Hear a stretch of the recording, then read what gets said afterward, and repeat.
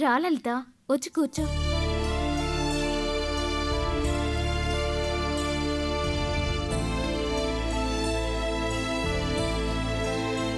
అసలే బొట్టి మనిషి కూడా కాదు, పుట్టింట్లో ఉండలేనంటున్నావు, బంధువులకు మొహం చూపించాలేనంటున్నావు.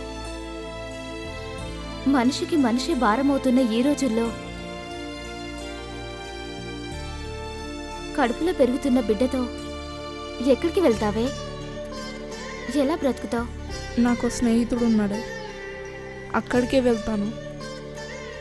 అతడి సమక్షంలోనే బ్రతికేస్తాను. అతని నీడలో